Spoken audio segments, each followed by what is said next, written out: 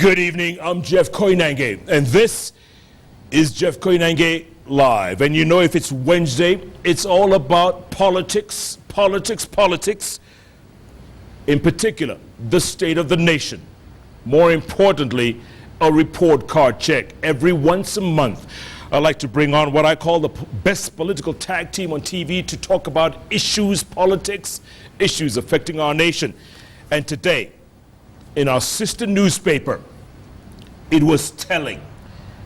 It's been a while since I've seen a headline, a one-word headline. Today, this was it. Because when you consider biro pens, worth 8,700 apiece, a television worth 1.8 million shillings in the cabinet secretary's office, condom dispensers, and a whole laptops, you name it. The bill came to something like 8 billion shillings of dodgy deals, if you will. I tell you, it's embarrassing, to say the least. And once in a while, someone has to step up and speak about it. Standard newspaper has taken the cue. We're going to continue, because I tell you, if somebody doesn't do it, we're in a lot of trouble. When I call the best political tag team on TV to talk about it, they are in agreement. They are angry. They're concerned. They know there's no other Kenya to go to but this one. So, it's up to us. You, myself, my guests, everybody watching, to do something about this. It starts now. Dr. PLO Lumumba on the very far end, constitutional lawyer, outspoken individual. He speaks about anything and everything without fear or favor. Once in a while, he throws in some Shakespeare. So you're going to need a dictionary and a thesaurus in a few minutes. The man in the middle, my brother from Emmanuria. Oh my, Wamanyuria. Barrack with the 2 R's, Muluka, journalist, publisher, political analyst. In the Sunday paper, he wrote a great piece the other day. I loved it. It was great. Saturday. Did I say Sunday? The Standard on Saturday. Standard on Saturday. My bad. Man from Emmanuel has corrected me already. By the way, Greek mythology is his other forte. Forte, look that up if you don't understand. Tonight, we're going to talk about issues, politics. We're going to talk about hate speech. There's been a lot of hate out there. Governor Kabogo, former Mayor Aladwa, not forgetting Moses Kuria, and a whole bunch of others. Hate speech like you'd never believe on social media. It has peaked. Yep. No time for DJ Cream tonight, folks. It's all politics. One word headline. Gentlemen, Twitter handles, at Barrack M, at Koinange Jeff, and the person perpetrating to be PLO Lumumba, you better take that off because he's not happy. Right, PLO? You're not happy? I'm not happy. I've instructed my lawyers. I cannot understand how an identity thief can go around masquerading as I. He must have a pathetic life for him to take on your identity. Absolutely. And some of the things that he's spewing about are as venomous as venom itself. As venomous as venom. Good to see you, gentlemen. These are serious times, gentlemen. These are serious times. When you see a headline like this, one word headline, it says it all. Now let's call a spade a spade. 8 billion shillings. And before, by the way, there was 795 million shillings, which was supposed to have been stolen, and the CS, Anwai Guru, came up and she said, I'm the whistleblower, this is what was going to be stolen. Nothing was stolen. A few months later, it turned out it was stolen. Come on, PLO, this is wrong. Let's call a spade and not a big spoon. You know, Jeff, these are very sad times. And Barrack and I this morning wrote a letter, joint letter to His Excellency the President of the Republic of Kenya, which was delivered in his office at 4 p.m. this afternoon, saying that we cannot afford to allow our country to go to the dogs. Never since we came to this program have we mentioned individuals by name. Yeah. But today we will. Yeah. We have to. The cabinet secretary for the time being in charge of devolution is a burden to the president, a burden to the country. We are not saying that she is guilty. We are simply saying that our name is featuring in every scandal in this country, and what happens in civilized countries is that she resigns. Because this country is not her country. This is our country. And if it is destroyed as it is being progressively destroyed, then all of us will suffer, and we cannot afford the luxury of keeping quiet. How can it be that you claim to be a whistleblower, claim that you have saved millions, then you come a few months later and say, I told you that the money was not lost, now I say it is lost, and you continue to hold public office? It must not be allowed, it cannot be allowed, and we Kenyans must be angry at it, and she must be told that people don't resign because they have committed criminal offenses. The Volkswagen head resigned recently simply because of pollution. Yeah. The former president of Tanzania, Ali Hassan Mwinyi, resigned when he was a minister in charge of prisons because there was a prison breakout. In her case, it is being alleged that during her watch, individuals have perpetrated criminality. And it is not lost on me that when she came out, the very first thing that she did was to run a few individuals out of the office, Semelango in the youth fund, and now there is theft going out there. He ran out, Rugut, out of the National Youth Service, and theft is going on. Yeah. Please, my president, Miss Waiguru is now an albatross around your neck. She has the sedum touch, which means that everything she touches turns into clay. Get rid of her if she cannot resign. And the worst part, PLO, is she's blaming everyone else. She's laying the blame on everyone else. Procurement officers, senior officials in our office. Who, Barrack, tell me, the buck stops with who? The buck stops at State House. I'm sorry, but that's where the buck rests. That is unless State House acts, because this has been going on for a very long time now. We remember that at the start of this year, the head of state addressed the joint houses of parliament, and he said that he had drawn a very clear line on the ground and that there was going to be no crossing of that line. And he enjoyed a standing ovation in parliament. He enjoyed adulations by members of the public, myself included, the commentators, the pundits. We all said this is it, and we said we are giving the head of state the benefit of the doubt. And then Anne Waiguru comes up and she says that she's blown the whistle. People go for her with all barrels blazing. And some of us say, wait, give her time, let her have her word, let her have her say. In the fullness of time, it's happening that lots of horrific things have been happening in that ministry under her watch, and it now gets to a point even where the one who is most reluctant to suspend disbelief must now get back their disbelief and say, no, it cannot be done that way. So within the ministry, the buck rests with the cabinet secretary. But if the cabinet secretary will continue being there, in spite of all the noise that is being made, in spite of all the shocking revelations, then we must ask the head of state, who is holding you hostage, Mr. President? Because let's face it, Gilu went, stepped aside, Chirchir stepped aside, Kamau stepped aside.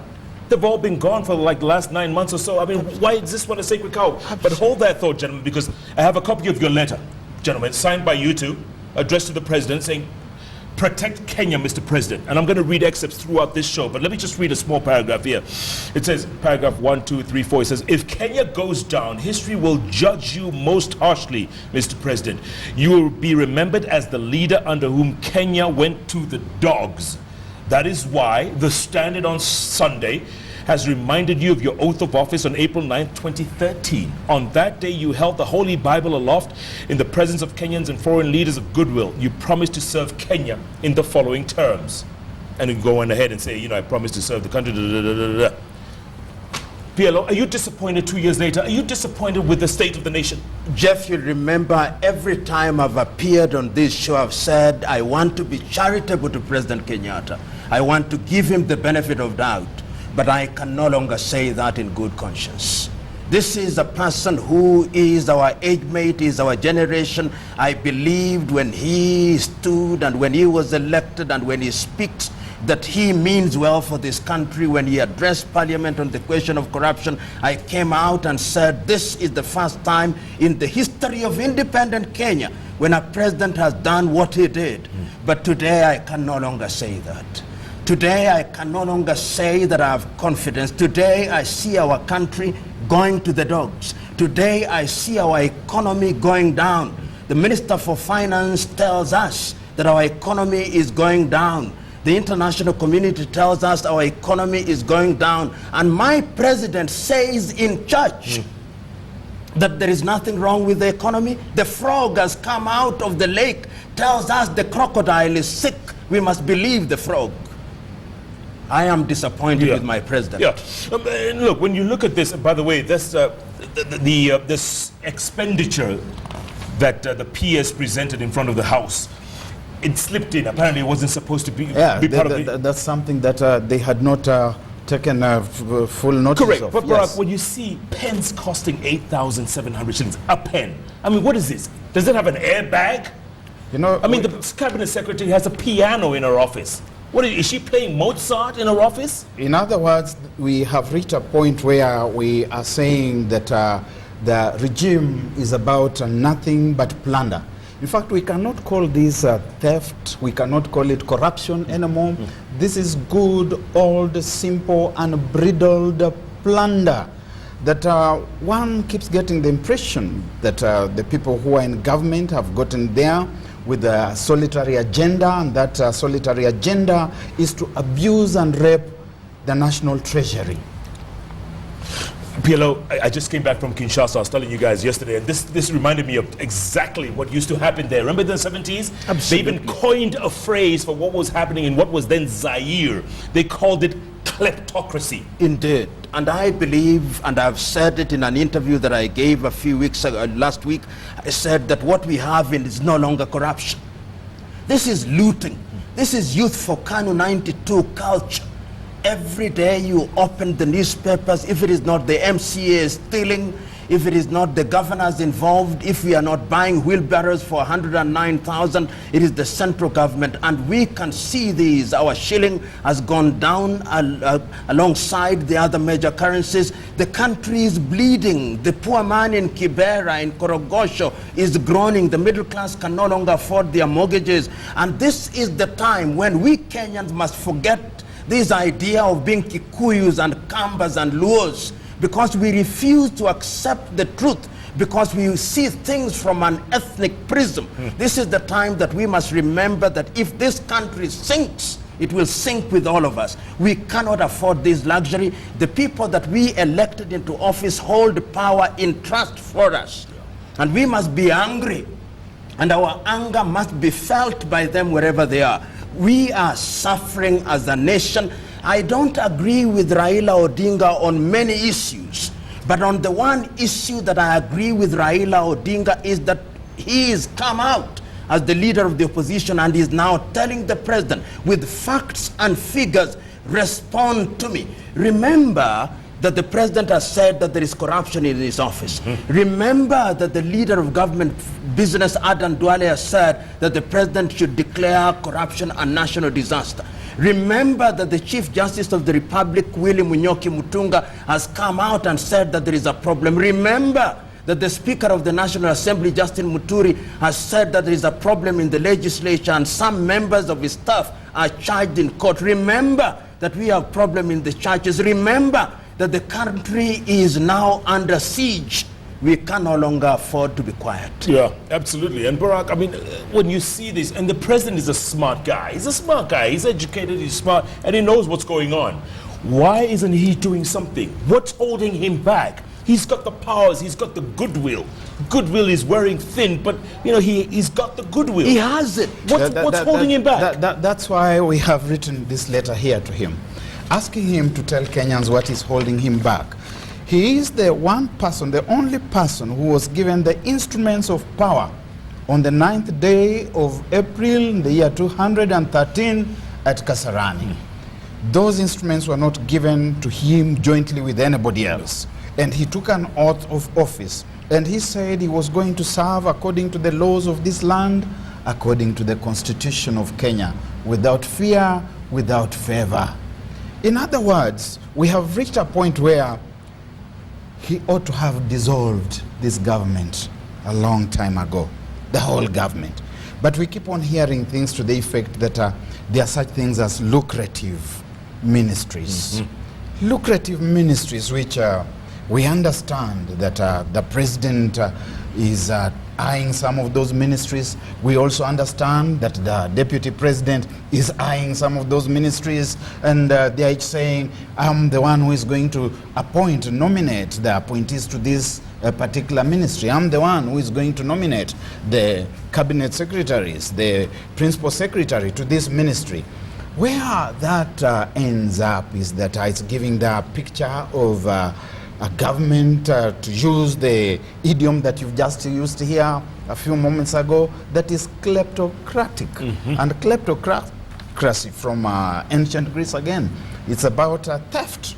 And is the president going to tell his citizens that he would be comfortable presiding over government that is judged in the eyes of the citizens and the international community as a government of thieves? Because these people are thieves. Forget about deodorizing this whole exercise by using words like corruption, in Kiswahili ufisadi. These are good idioms, euphemisms. They are words that tone down and kind of gentrify that which these people are doing. These are thieves. Tomorrow morning, Mr. President, dissolve the cabinet. Give Kenyans a new government that they can believe in. Start demonstrating to this country that it has not made a mistake in believing in you, in trusting that you can lead it to the promised land that you said you are going to lead this country. And PLO, if the president doesn't dissolve the government, Anne Waiguru should resign? I pray and hope that this night, Miss Waiguru will take counsel with her God, and that the God that she worships will tell her, my daughter, you may very well be innocent. The accusation may very well be false. But for the love of your country, step aside. For the love of your president, step aside. That the people of Kenya may have an opportunity of investigating in your absence. When they find you to be blameless, you will come back in greater glory and splendor. That is what she owes this country. I pray and hope that if Ms. Waiguru is prayerful, that will happen. And if she does not, I pray and hope that Uhuru Muigai Kenyatta will do what is right and good to ask her or to demand of her that you are now a burden to my presidency. You are an albatross around my neck and the neck of the country.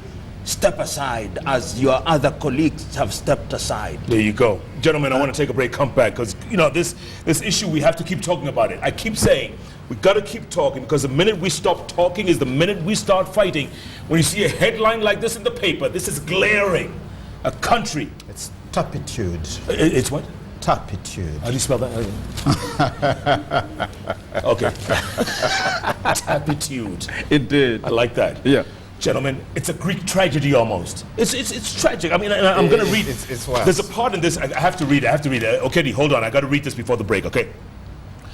When you talk, Caesar, Julius Caesar, you guys love Julius Caesar. He says, Caesar, beware of Brutus. Watch Cassius. Don't go near Casca. Keep an eye on Cinna. Don't trust Trebonius. Pay attention to Metellus Cimber. Decius, Brutus doesn't love you, you've wronged Cassius Ligarius. These men all have one intention, and it is directed against Caesar. If you aren't immortal, watch those around you.